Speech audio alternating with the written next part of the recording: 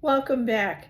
So today I'm going to be talking about caregiving once again, and I'm going to be addressing the first incident that I had in dealing with medical staff with my parents. The first problem that we had was my mother had problems with getting out of bed. She suddenly became so painful in the mornings that we would have to help her get her legs out to the edge of the bed. We'd have to let her sit there for a while before we could attempt to get her up. But my real concern was she seemed to be in pain. She complained every time we moved her just an inch that everything hurt. She was dropping things more, and I took her to her primary care to find out where to go from there. At that appointment, they ran some blood work up, and we found that there was an indication that she may have some kind of arthritic condition, and we were referred to a rheumatologist. The primary care doctor we went to, we've known him for a long time, was very upfront with me. That same year, my dad, I had taken him there with a pulse rate that was very high. My dad ended up having AFib, but he was upfront about what was going on and what was going to happen when we got to the hospital and what he thought it was. He also warned me out in the hallway, away from my parents, luckily, that you're not going to be able to keep this up. You're going to be just exhausting yourself. You're always running with them. They're a lot of work. You're not going to be able to keep this up. And that's funny because this was in the very beginning when things were much easier in taking care of my parents. He would have probably been in shock if he saw that my sister and I kept going with their care as things got more difficult to deal with.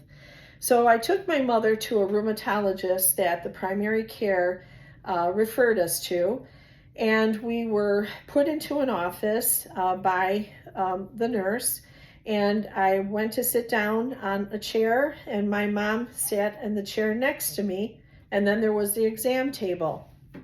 The minute I did that, the nurse said, "Oh my gosh, don't sit in that chair." I thought I sat on a container of sharp needles or something like that. And I jumped up out of the chair, and she said, "Oh, before he comes in, he'll have a fit if you're sitting in that chair. She has to sit in that chair, not you." So my mom and I switched chairs, and she left the room. When I think about it now, I don't know. Maybe I should have just left. I just got bad vibes. That was really strange. So then the doctor comes in, and there is such a thing yet as the Old Boys Network in some of these hospital systems, and this gentleman was one of them. He walks in and started asking my mother questions, just pretty point blank. "Do you have this? Do you have that?" Was real quiet, going through her blood workup, didn't say much to us. And then I went to ask a question. This I could not believe. He looked at me and he said, "Don't talk." I said, "Excuse me? I have a question for you." And he goes, "Your questions will be answered at the end and not before that." And again, I should have got up and walked out. Right away, my reaction inside was, I felt like crying. I'm holding back tears thinking, what's going on here? Why is he treating us this way? My concern was my mother. We waited long enough for this appointment, and I knew my mom was in pain. She had a very swollen knee, which they ended up doing an aspiration of the fluid in the knee. And I figured if I walked out, it would probably delay my mom seeing a rheumatologist for another month. So I bit the bullet, took the abuse from this doctor, and we were prescribed medication. He thought that she had rheumatoid arthritis. It's a diagnosis of exclusion. There's no one specific test that says, yes, you have rheumatoid arthritis. You can be positive for the markers and not have symptoms, and whole long story, but they started treating her for rheumatoid arthritis.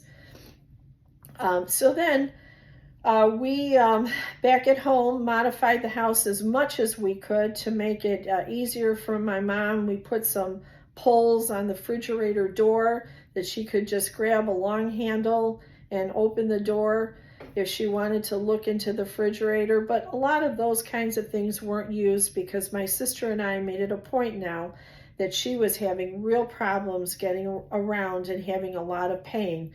That we were there. At this point, there was so much going on that I started spending my nights at my parents' house, and this was kind of the start of not being able to go home and see my house.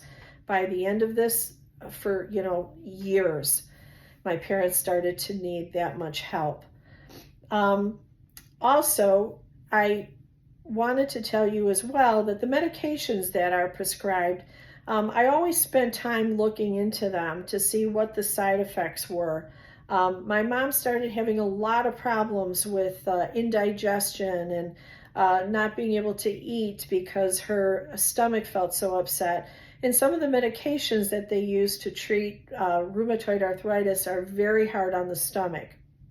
So once again, I intervened by saying, the PCP knew my mom had a sensitive stomach. Hey, maybe my mother needs to be on something to protect her GI tract in taking this medication that is hard on the stomach. So that's one of the things I did. I always looked into the medications that were being prescribed, side effects, and kind of monitored my parents for side effects from medications.